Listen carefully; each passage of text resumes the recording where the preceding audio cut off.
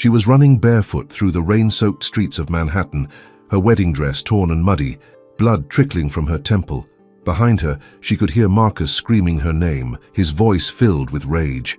Emily had finally found the courage to escape, but she had nowhere to go, no family, no friends who would believe her, and less than $20 in her pocket. As she stumbled into a dark alley, gasping for air, her legs gave out.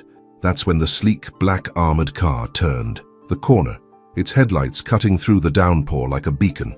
The tinted window rolled down, and a man's voice called out, "Get in! Now!" She had 3 seconds to decide. Trust a stranger, or face the monster she'd almost married. What happened next would shatter everything she thought she knew about survival, trust, and love. Emily's bare feet slapped against the wet pavement as she ran through the financial district, her ruined wedding dress clinging to her body like a second skin. September rain felt like needles against her skin, but she couldn't stop. Not now. Not after what Marcus had done. Her lungs burned as she turned down a narrow alley between 2 towering glass buildings. Somewhere behind her, she heard his voice echoing through the streets. "Emily, you can't hide from me, I'll find you." Before continuing, let me ask you something. Have you ever had to make a split-second decision that changed everything? Hit that like button and subscribe, because this story is just getting started. And trust me, you won't want to miss what happens next. She pressed herself against the cold brick wall, trying to catch her breath. Her temple throbbed where Marcus had struck her during their rehearsal dinner at the plaza. Nobody had seen it happen. He was too careful, too calculating, the perfect investment banker fiancé, respected by everyone, hiding a monster beneath his expensive suits. Emily's phone was gone, smashed under his heel when she tried to call for help. Her purse, her credit cards, everything was back at the hotel. All she had was the engagement ring on her finger, the one she was now desperately trying to twist off. That's when she heard the engine. A black Mercedes S-Class with armored plating rolled slowly into the alley, its headlights illuminating her like a spotlight. Emily's heart hammered against her ribs. Had Marcus found her already?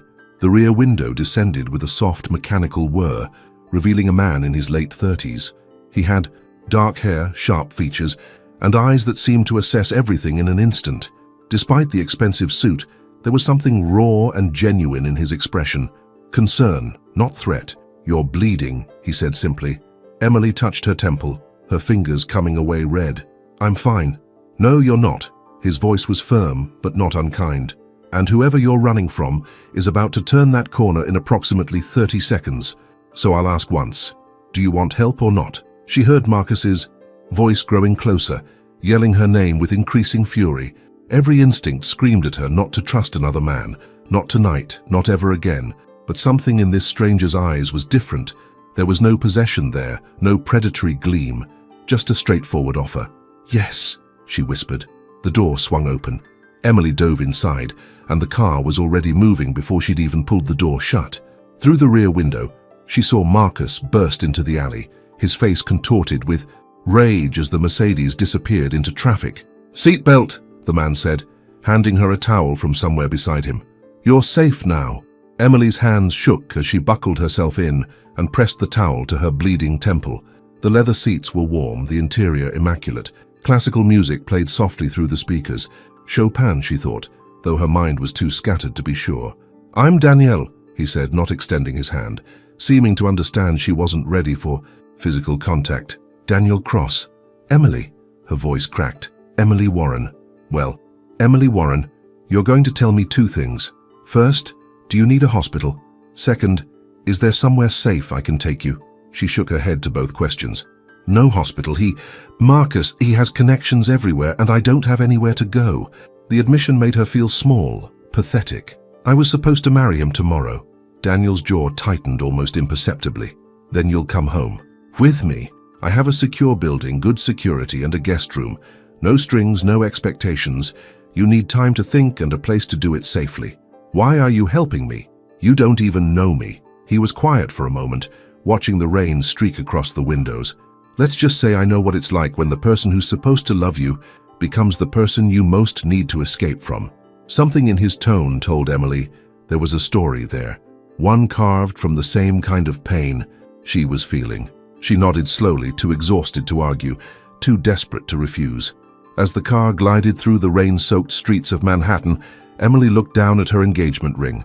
With one swift motion, she pulled it off and let it fall to the floor. Daniel didn't say anything. He just handed her his phone. "When you're ready," he said quietly, "you can call whoever you need to call." Emily held the phone in her trembling hands, realizing that for the first time in 3 years, she was actually free. The question was, what would she do with that freedom? What do you think Emily should do next? Drop your thoughts in the comments below. The building's lobby was all marble and gold, the kind of place Emily had visited 100 times with Marcus for business dinners and charity galas. But walking through it, in a destroyed wedding dress, barefoot and bleeding, made her feel like an intruder in a world she'd once thought she belonged to. Daniel spoke quietly to the night concierge, a dignified older man who didn't even blink at Emily's appearance. Within minutes they were in a private elevator, ascending to the 42nd floor. "The penthouse level has only 2 units, Daniel explained, his tone conversational, clearly trying to put her at ease. "Mine and my business partner's. He's in Singapore for the month, so you won't be disturbed." The elevator doors opened directly into his apartment, and Emily's breath caught despite everything, floor to ceiling. Windows overlooked the Manhattan skyline, the city lights twinkling through the rain like scattered diamonds. The space was modern but warm, filled with real art, not the pretentious pieces Marcus had collected to impress clients, but paintings and sculptures that seemed chosen for love rather than investment value. "Guest room is this way," Daniel said, leading her down a hallway. He opened a door to reveal a spacious bedroom with an ensuite bathroom. "There are clothes in the closet. They belong to my sister. She's about your size. Bathroom stocked with everything you might need." Emily turned to face him, suddenly overwhelmed. "Why are you doing this? Really?" Daniel met her eyes, and for a moment she saw past the composed exterior to something raw underneath. 5 years ago, my mother finally left my father after 23 years of marriage. She had nowhere to go because he'd systematically isolated her from everyone. A stranger, a woman who worked at a coffee shop, gave her a place to stay for 2 weeks. It saved her life." He paused. "I've been waiting for a chance to pay that forward." Tears burned Emily's eyes. "I don't know how to thank you." "You don't have to. Just..." He hesitated, then continued. "Just promise me you won't go back to him, whatever he says, whatever he promises. Men like that don't change."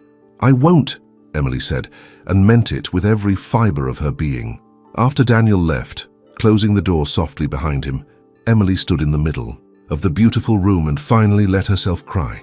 Not quiet, dignified tears, but huge, racking sobs that shook her entire body.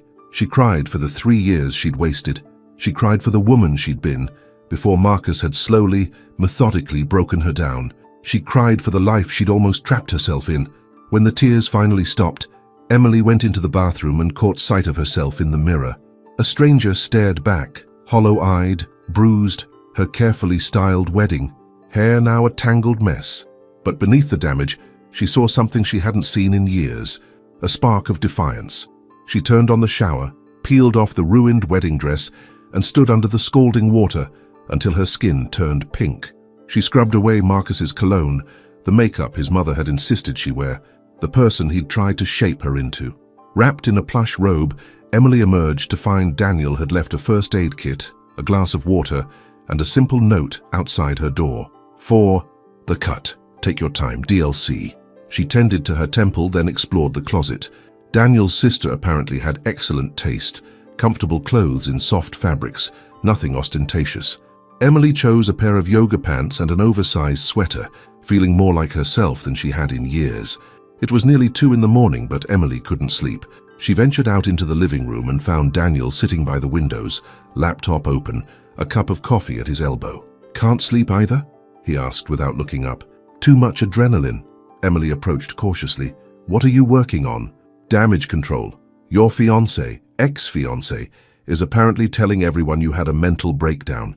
He's already contacted the police, reported you as a missing person, possibly suffering from a psychological episode." Daniel's voice was neutral, but his hands were clenched. "He's covering his tracks." Emily's stomach dropped. "That's what he always said he'd do if I left, that no one would believe me, that he'd make sure everyone thought I was crazy. Do you have any proof, photos of injuries, threatening messages?" She shook her head miserably. "He was too smart for that. It was always in private, always where it wouldn't show, and he controlled everything, my phone, my email, my social media. He said it was because he loved me, because he wanted to protect me. Daniel closed his laptop and finally looked at her fully. Emily, I need to tell you something. I'm not just some random guy who happened to drive down that alley tonight. Her heart skipped. What do you mean? I'm a forensic accountant. I investigate financial crimes, money laundering, fraud. For the past 6 months, I've been building a case against Redmond Financial, the investment firm where Marcus works. He paused. I've been investigating your fiancé. Emily sank into the nearest chair. What? Marcus Webb is part of a scheme that's defrauded clients of over $40 million. We have the financial evidence, but we've been missing the personal testimony, the inside view. When I saw you running tonight, when I saw his face, Daniel's expression hardened. I knew exactly what kind of man he was. So this wasn't random. You knew who I was. I recognized him. I didn't know you'd be running from him tonight, but yes, I knew who you were. He stood, moving toward her slowly, carefully. Emily, I can help you. Not just with a place to stay, but with making sure Marcus faces consequences for everything. The fraud, the abuse, all of it, but only if you want that help. Emily thought about the bruises hidden under her clothes, the dread that had become her constant companion, the way Marcus had slowly erased everything that made her who she was. Then she thought about the wedding that was supposed to happen tomorrow, the trap she'd almost walked into forever. Tell me what you need, she said quietly. Tell me how we take him down. Daniel smiled, a real smile that transformed his entire face. That's what I was hoping you'd say. As dawn began to break over Manhattan, Emily realized that running into that alley had been the luckiest moment of her life. The real question was, could she be brave enough to see this through? Do you think Emily can really escape Marcus's control? Let me know in the comments what you'd do in her situation. Emily woke to the smell of coffee and the sound of rain still pattering against the windows. For a disorienting moment, she didn't know where she was. Then the events of last night came rushing back. The escape, the armored car, Daniel Cross.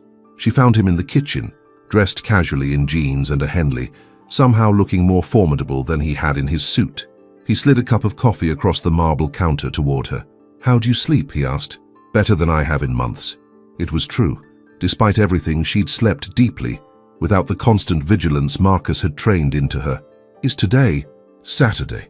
Your wedding day, yes. Daniel's expression was unreadable. Marcus has been busy. He's texted you 63 times from various numbers. Called your parents, who, by the way, are frantic. He told them you're having a breakdown related to your medication. Emily's hands tightened around the mug. I'm not on any medication. I know, but he's built a narrative over the past 12 hours that's very convincing. He's the concerned fiancé, worried sick, trying to get you help before you hurt yourself. Daniel pulled out his tablet, showing her news alerts. He even gave a statement to page 6 about postponing the wedding due to a personal health crisis. She felt sick. This was Marcus's power, the ability to reshape reality itself, to make people believe anything he said. So everyone thinks I'm crazy. Not everyone. Daniel opened his laptop and turned it toward her. I want to show you something, but I need to warn you. It's not easy to see. The screen showed financial records, transaction histories, email threads. As Emily scrolled through them, a cold fury began to build in her chest. Marcus hadn't just been stealing from his clients, he'd been stealing from her. This account, Daniel pointed to a ledger, is in your name. You're listed as the authorized signatory for transfers totaling $8 million to offshore accounts.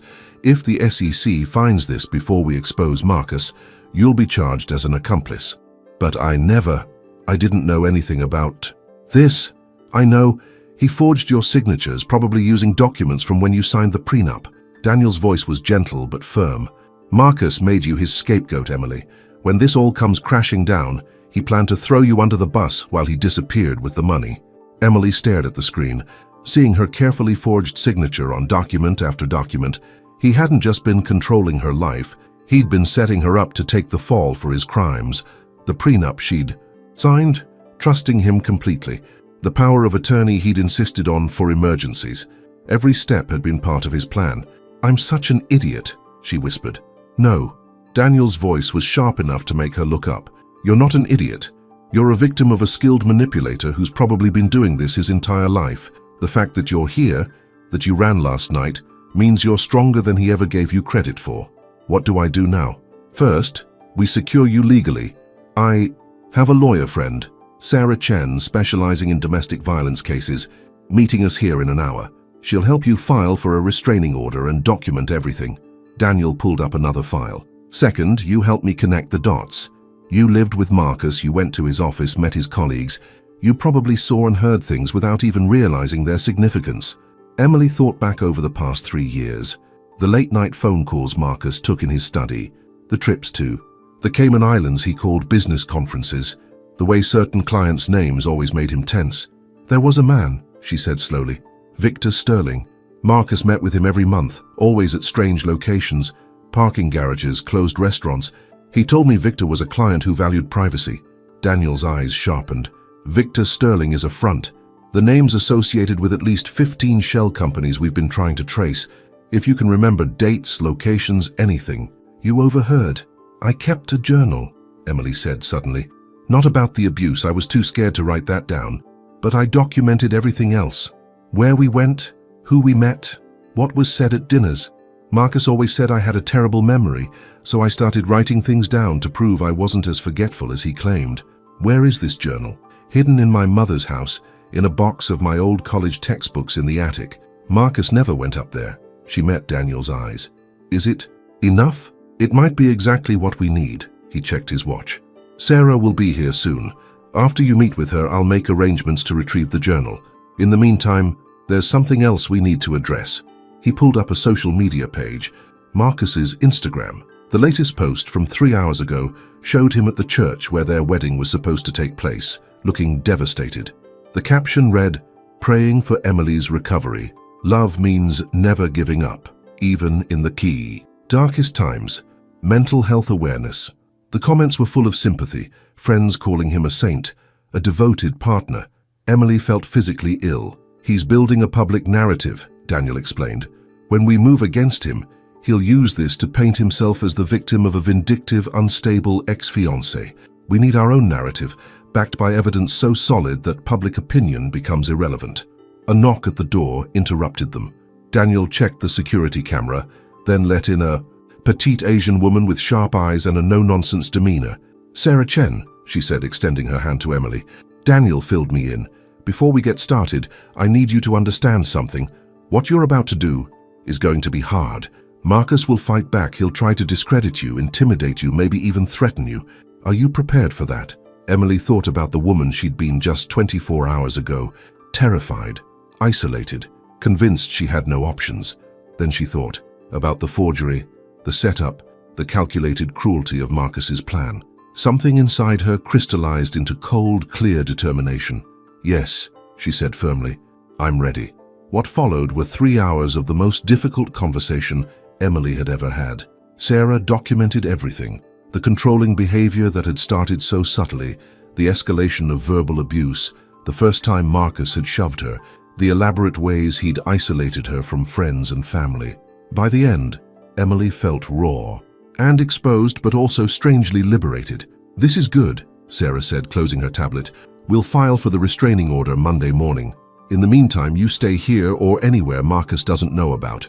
Don't contact him, don't respond to mutual friends, don't post on social media." After Sarah left, Emily found Daniel back at his laptop, coordinating with someone about retrieving her journal. The casualness of it struck her, the way this stranger had completely rearranged his life to help her. "Why are you really doing this?" she asked. "And don't tell me it's just about paying forward what someone did for your mother." Daniel was quiet for a long moment. Then he closed his laptop and turned to face her fully. 3 years ago, my younger sister Emma married a man named James Rourke, investment banker, charming, wealthy, seemed perfect. Within 6 months, he'd convinced her to quit her job, cut off her friends, move to Greenwich where she knew no one. His voice remained steady, but Emily saw pain in his eyes. When she finally tried to leave, he told her no one would believe her, that he'd make sure everyone knew she was unstable. What happened? She called me on a Wednesday night, said she was leaving him, that she'd finally found the courage. I told her I'd pick her up the next morning. Daniel's jaw tightened. James found the packed suitcase. There was a fight. Emma fell down a flight of stairs, or he pushed her. We'll never know for certain. She spent 3 months in a coma, When she woke up, she couldn't walk and had permanent brain damage. Emily's hand flew to her mouth. Daniel, I'm so sorry. James claimed it was an accident, cried in court, played the devastated husband.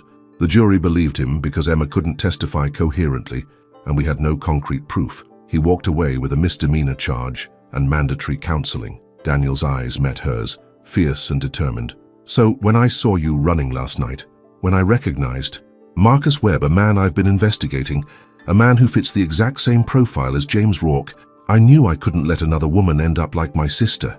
Emily felt tears streaming down her face. I won't let you down. You're not doing this for me.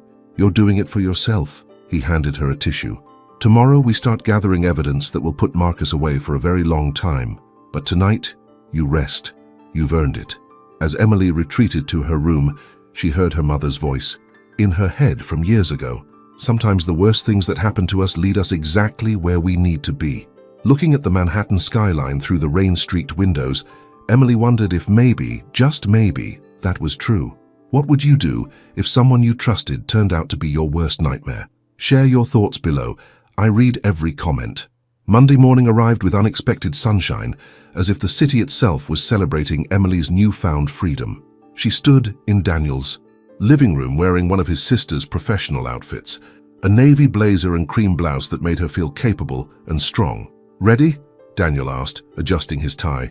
They were headed to the courthouse to file the restraining order, then to his office to formally begin her cooperation with the investigation. As I'll ever be, Emily replied, though her stomach churned with anxiety. The ride downtown was quiet, Daniel's driver navigating through Manhattan traffic, while Emily mentally prepared herself. Sarah Chen was meeting them at the courthouse with a thick folder of documentation, but as they pulled up to the building, Emily's blood ran cold. Marcus was standing on the courthouse steps. He looked immaculate as always. Tailored Tom Ford suit, hair perfectly styled, the picture of concerned affluence. When he saw the car, his expression transformed from calculated sadness to something darker before settling back into a mask of worry. Emily, he called out, moving toward the car. Thank God, everyone's been so worried. Daniel's hand landed gently on her arm. You don't have to talk to him. Sarah's already inside. We can use the side entrance. But something in Emily snapped. She'd run from Marcus once. She wouldn't run again. She opened the car door and stepped out. Emily, sweetheart. Marcus approached with arms outstretched, playing to the handful of people on the courthouse steps. Let me take you home. We'll get you the help you need. Stay away from me, Emily said clearly, loudly enough for witnesses to hear. Marcus's eyes flickered with anger before softening again. I know you're confused right now. The stress of the wedding, the pressure. I should have seen the signs. But it's okay. We'll postpone everything, get you proper medical care. I don't need medical care, I need you out of my life. Emily, please. He moved closer, lowering his voice. Think about what you're doing.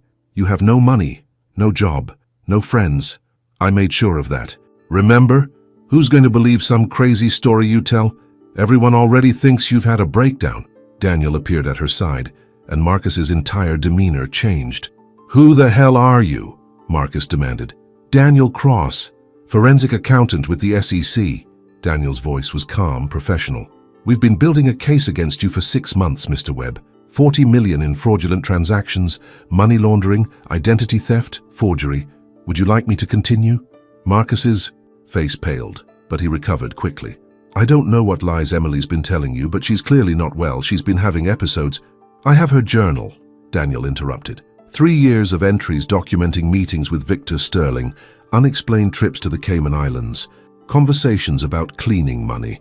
I also have forensic evidence of you forging Emily's signature on documents establishing her as a co-conspirator. That's 18 federal charges before we even get to the domestic violence. A small crowd had gathered, phones out, recording. Emily saw the moment Marcus realized he was cornered. You ungrateful bitch, he hissed, the mask finally slipping completely. After everything I did for you, you were nothing when I met you, a barista with student debt and no prospects. I made you. No, Emily said, surprised by the strength in her own voice. You tried to break me. There's a difference. Marcus lunged toward her, but Daniel stepped smoothly between them while 2 police officers appeared from inside the courthouse, summoned by Sarah, who had been watching from the doorway. Marcus Webb, one officer said, we have a warrant for your arrest. What happened next felt surreal. Marcus being read his rights, photographers from the courthouse press pool capturing everything, bystanders posting videos to social media in real time. The man who had controlled Emily's entire existence was being led away in handcuffs, still protesting his innocence. Sarah appeared at Emily's side. "You did great. That outburst? It's on video now with witnesses. He just destroyed his own concerned fiancé narrative." Inside the courthouse, Emily's hands shook as she signed the restraining order paperwork. The judge, a stern woman in her 60s, looked at her with something like respect. "Ms. Warren, you're very brave for coming forward. Many women in your situation never do." "I had help," Emily said, glancing at Daniel. "We all need help sometimes. That's what makes us human, not weak." The judge stamped the final document. "Stay strong." Later, at Daniel's office, a sleek space overlooking the Hudson River, Emily sat across from a conference table filled with investigators and lawyers. For the next 4 hours, she walked them through everything she remembered. The journal was spread before them, 3 years of innocuous-seeming notes that painted a damning picture of Marcus's activities. "This is remarkable," one of the investigators said, a middle-aged man named Rodriguez. "You documented dates, times, even overheard phone numbers. This connects at least 12 of our unknown transactions to specific shell companies." "I thought I was just trying to prove to Marcus that I wasn't forgetful," Emily admitted. "I didn't realize I was documenting evidence." "Sometimes the best evidence is accidental," Sarah said. "It's authentic in a way that deliberate documentation can't be." As the meeting wound down, Daniel walked Emily to the building's roof deck, a private space with stunning views of the city. The sun was setting, painting the sky in shades of orange and gold. "How are you feeling?" he asked. "Terrified, relieved, exhausted." Emily laughed shakily. "All of the above? I keep waiting to wake up and find out this was just a dream. It's real. You're safe, and Marcus is going away for a very long time." Emily turned to face him, really looking at him for the first time since that rainy night in the alley. Daniel Cross was handsome, yes, but it was more than that. There was a kindness in his eyes, a gentleness in how he moved around her, always careful to respect her space while making it clear he'd stand between her and danger without hesitation. "I don't know how to thank you," she said quietly. "You don't owe me anything, Emily. You saved yourself. I just drove the car." "It was more than that," she hesitated, then continued. "You made me remember who I was before Marcus. You treated me like I was capable. Hands strong when I felt broken and worthless. That's a gift I can never repay." Daniel smiled, that rare, genuine smile that transformed his usually serious face. "Then don't try to repay it. Just promise me you'll build the life you want, not the one someone else chose for you." As they stood there watching the city lights begin to twinkle, Emily felt something unfamiliar: hope, not just for safety or justice, but for a future that was entirely her own. She didn't know what that future looked like, yet but for the first time in 3 years, she was excited to find out. "What happens now?" she asked. "Now, we prepare for trial, which will take months. Marcus's lawyers will be relentless, but we have the evidence.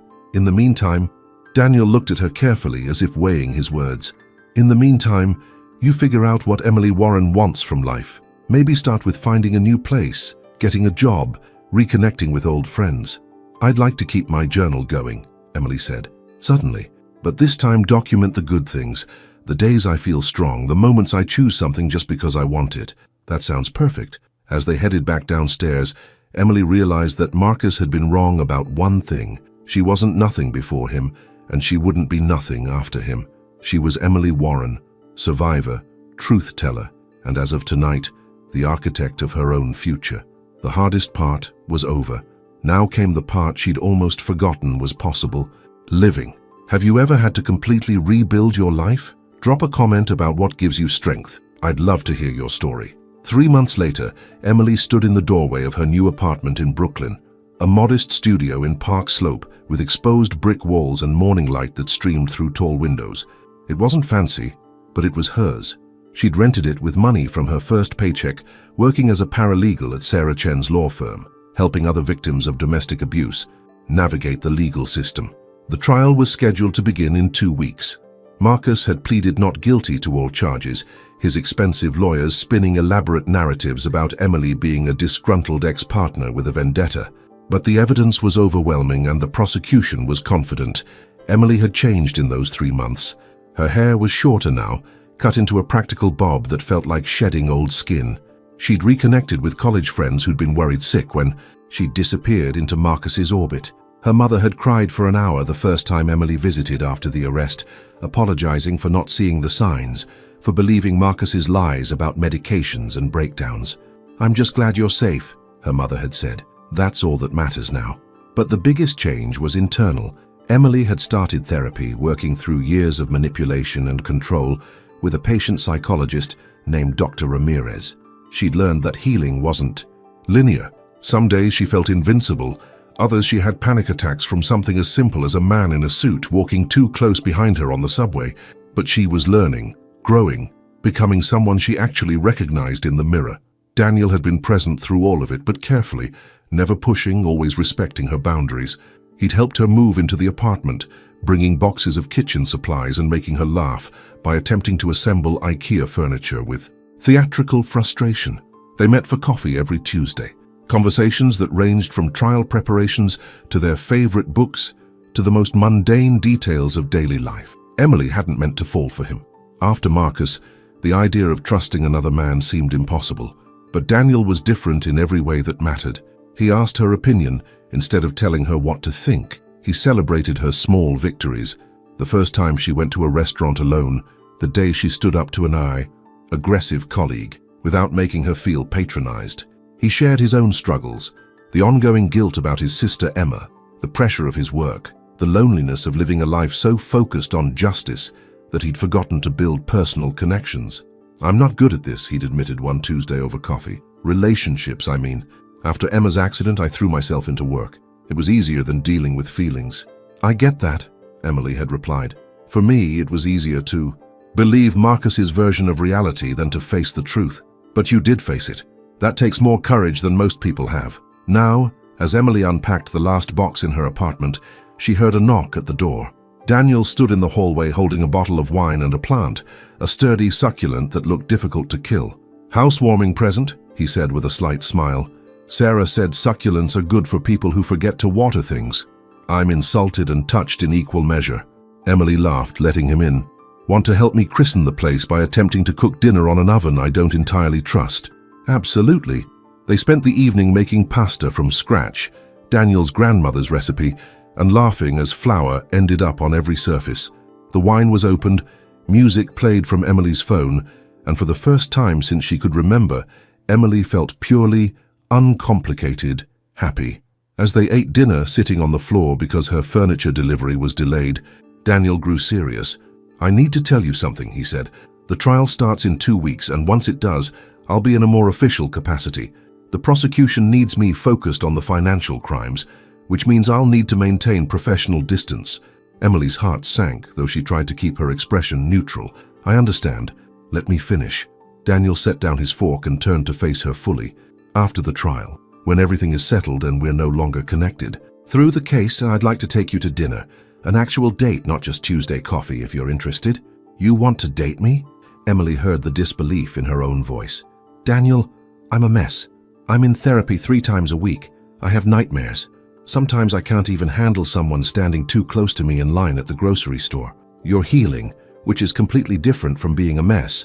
And I'm not exactly perfect. I'm a workaholic with control issues who uses investigation as a coping mechanism for family trauma." He smiled gently. "I'm not asking you to be ready for anything serious right now.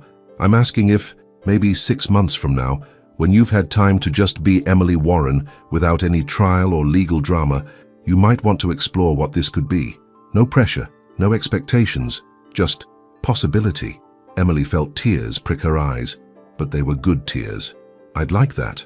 A lot, actually. Good." Daniel's smile was genuine, warm. "Now, finish your pasta before it gets cold." The next 2 weeks passed in a blur of final preparations.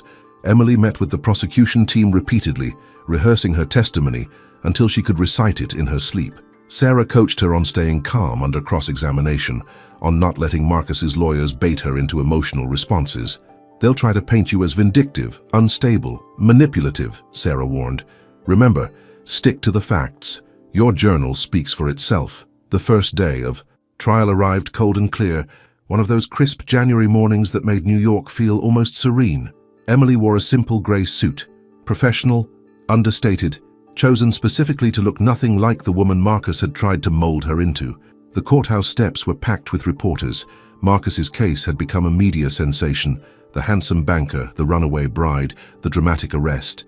But the tide of public opinion had shifted when the evidence began leaking to press. Victims from the financial fraud came forward. Other women Marcus had dated before Emily shared their own stories of manipulation and control. Inside the courtroom, Emily took her seat in the witness section. Across the aisle, Marcus sat with his lawyers, refusing to look in her direction. He'd lost weight, his expensive suit hanging a bit loose. Good, Emily thought with grim satisfaction. Let him feel a fraction of the fear he put me through. Daniel sat with the prosecution team, catching Emily's eye and giving her a small, encouraging nod. The trial lasted 3 weeks. Emily's testimony came on day 5, and she spent 6 excruciating hours on the stand, detailing the financial irregularities she'd documented and the pattern of abuse that had dominated her life. Marcus's lawyer tried every angle, suggesting she was bitter about the relationship ending, implying she'd forged her own journal, questioning why she'd never called the police before. When you're systematically broken down, Emily answered calmly, when someone has convinced you that you're worthless and crazy and that no one will believe you, calling the police doesn't seem like an option. It seems like a fast track to proving his point that you're unstable. The courtroom was silent. Even the judge seemed moved. When the defense tried to suggest Emily had participated willingly in Marcus's schemes, Daniel's testimony destroyed that narrative completely. He walked the jury through forensic evidence, proving the signatures were forged, showed timestamps proving Emily couldn't have been present for key transactions, presented phone records demonstrating Marcus's elaborate system of control. Emily Warren is a victim twice over, Daniel concluded. Once of domestic abuse and once of criminal conspiracy she had no knowledge of or participation in. Mr. Webb attempted to make her his scapegoat, but the evidence tells the truth. The jury deliberated for only 8 hours. Guilty on all counts. Emily sat in the courtroom as the verdict was read, watching Marcus's face crumple as the reality set in. 40 years minimum sentence, the judge announced. Restitution to be paid to all victims. Permanent restraining order. As Marcus was led away, he finally looked at Emily. Whatever he saw in her face made him flinch and look away. She wasn't the terrified woman who'd run through the rain anymore. She was the woman who'd stood up in court and told the truth.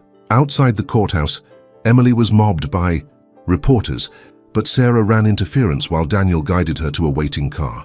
It wasn't until they were safely away, driving through Manhattan as snow began to fall, that Emily finally let herself feel it. The relief, the triumph, the bone-deep exhaustion. "It's over," she whispered. "It's over," Daniel confirmed. "You did it." That night, Emily's apartment filled with people. Sarah and her wife, Rodriguez and other investigators from Daniel's team, Emily's mother and college friends, even Daniel's mother and his sister Emma in her wheelchair, smiling despite her challenges. They celebrated with takeout and champagne, sharing stories and laughter until late into the night. As the party wound down and guests began leaving, Daniel lingered by the door. "So," he said, a slight smile playing at his lips, "I believe we have a date scheduled, 6 months from now, give or take." "I believe we do." Emily smiled back. "Think you can wait that long? For you?" "Absolutely." He hesitated, then added, "But maybe we could do Tuesday coffee in the meantime, just as friends." "I'd like that." After he left, Emily stood at her window watching snow fall over Brooklyn. Her phone buzzed with a text from her mother. "So proud of you, sweetheart. You've always been stronger than you knew." Emily smiled, typing back, "I'm starting to believe that." She opened her journal, no longer a documentation of fear, but a record of healing, and wrote, "Day 91 of freedom. The trial is over. Marcus is going to prison. I have my own apartment, a job I love, friends who support me, and maybe, just maybe, the beginning of something beautiful with someone who sees me as I actually am, not as who he wants me to be. For the first time in years, when I think about the future, I feel excited instead of afraid. That feels like the biggest victory of all.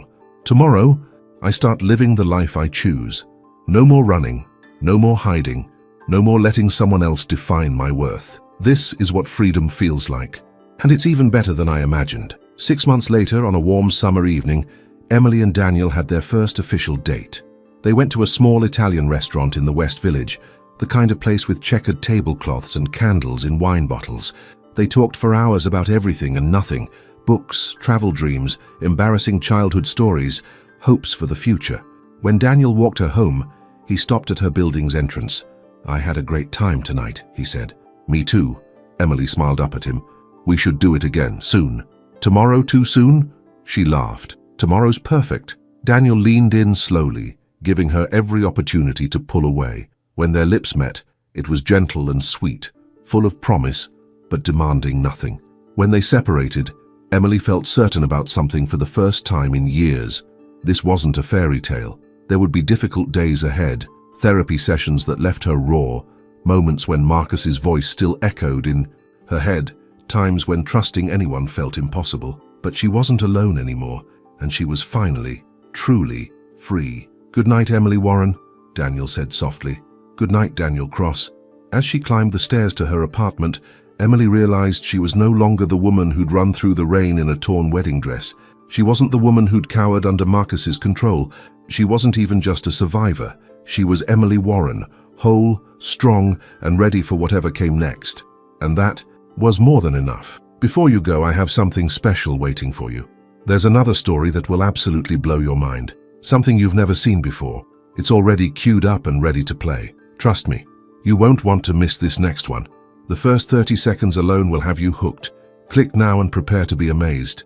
You'll thank me later. "I don't know how to thank you," she said quietly. "You don't owe me anything, Emily. You saved yourself. I just drove the car." "It was more than that." She hesitated, then continued. "You made me remember who I was before Marcus. You treated me like I was capable and strong when I felt broken and worthless. That's a gift I can never repay." Daniel smiled, that rare, genuine smile that transformed his usually serious face. "Then don't try to repay it. Just promise me you'll build the life you want, not the one someone else chose for you." As they stood there watching the city lights begin to twinkle, Emily felt something unfamiliar. Hope, not just for safety or justice, but for a future that was entirely her own. She didn't know what that future looked like yet, but for the first time in 3 years, she was excited to find out. "What happens now?" she asked. "Now? We prepare for trial, which will take months. Marcus's lawyers will be relentless, but we have the evidence. In the meantime," Daniel looked at her carefully, as if weighing his words. "In the meantime, you figure out what Emily Warren wants from life. Maybe start with finding a new place, getting a job, reconnecting with old friends." "I'd like to keep my journal going," Emily said suddenly. "But this time, document the good things, the days I feel strong, the moments I choose something just because I want it." "That sounds perfect." As they headed back downstairs, Emily realized that Marcus had been wrong about one thing. She wasn't nothing before him, and she wouldn't be nothing after him. She was Emily Warren, survivor, truth-teller, and as of tonight, the architect of her own future. The hardest part was over. Now came the part she'd almost forgotten was possible: living. Have you ever had to completely rebuild your life? Drop a comment about what gives you strength. I'd love to hear your story.